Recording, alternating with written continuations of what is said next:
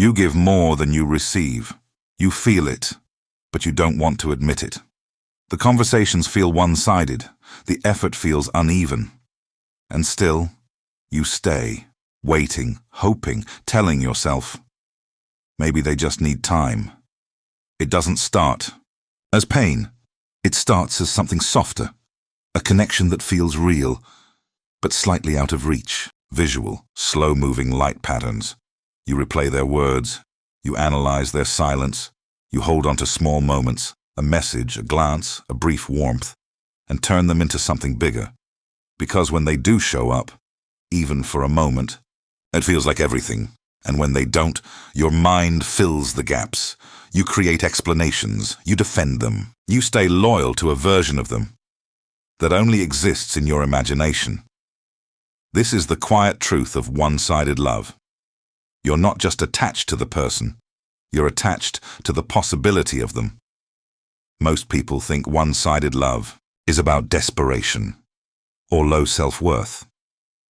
But that explanation is too simple, because what you're experiencing is deeply psychological. It's a pattern your brain has learned, not a flaw in who you are.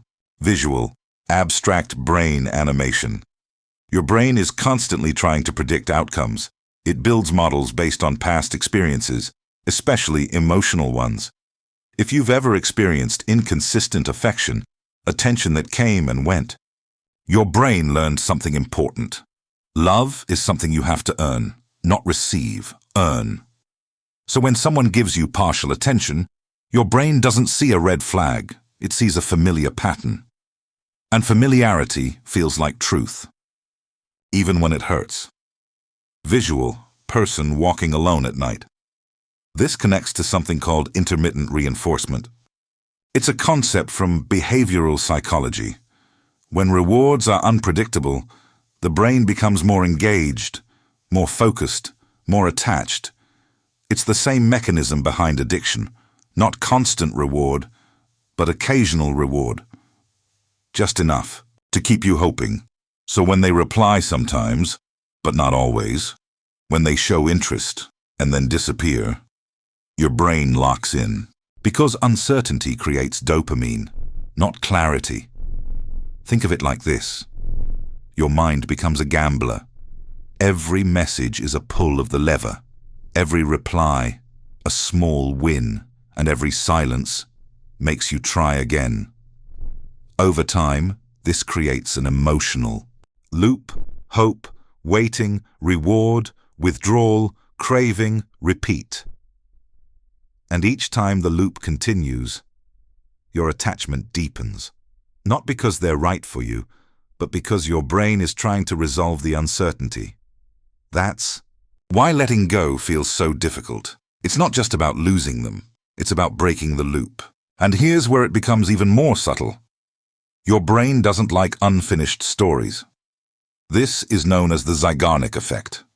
Incomplete emotional experiences stay active in your mind. They don't close, they linger. So when someone never fully commits, never fully leaves, your mind stays stuck in between, waiting for closure that never comes. And in that space, you keep investing. Not because it makes sense, but because your brain wants resolution. So no, you're not weak. You're not irrational. You're responding exactly how your brain was designed to respond. But understanding. The pattern is where everything begins to shift. Start with this. Separate attention from intention. Just because someone gives you attention doesn't mean they intend to build something with you. Visual. Two paths diverging. Your brain merges these two things, but they are not the same. Second, notice how your body feels, not just your thoughts. Do you feel calm, or do you feel anxious, waiting, scanning? Visual, heartbeat slightly irregular. Your nervous system tells the truth before your mind does. Third, slow down the meaning you assign. A message is just a message. A moment is just a moment. Your brain tries to turn it into a story. Pause that process. Let things be what they are. Fourth, look at consistency, not intensity. Intensity is easy to fake. Consistency is not. Visual, steady line versus fluctuating spikes. Your brain is drawn to spikes. But real connection looks like a steady line. And finally, ask yourself one honest question. If nothing about this person changed, would I still choose this? Sit with that. Don't rush the answer, because one-sided love often survives on imagined change, not present reality. Now bring it all together like this. Your mind is trying to complete a story that was never fully written. It keeps going back. Not because it's right, but because it's unfinished. Think of it like an open loop, a sentence without an ending. Your brain keeps reading it again and again, waiting for closure. But closure doesn't always come from them. Sometimes, it comes from you choosing to stop reading. Visual. Slow-moving light fading out. When you step out of the loop, something unfamiliar happens. Silence, stillness, even discomfort. Because your brain was used to the chase. The uncertainty, the emotional spikes. But underneath that discomfort, there's something else. Peace. It doesn't feel exciting. It doesn't feel intense. But it feels stable. And at first, your mind might reject it. Because it doesn't match the pattern. But over time, that stability becomes your new normal. You start recognizing something important. Love is not supposed to feel like waiting, or guessing, or proving your worth. It's supposed to feel clear, mutual, grounded.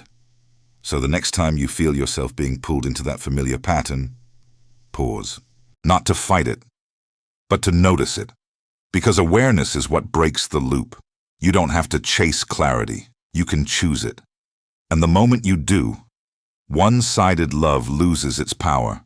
Not because they changed, but because you did.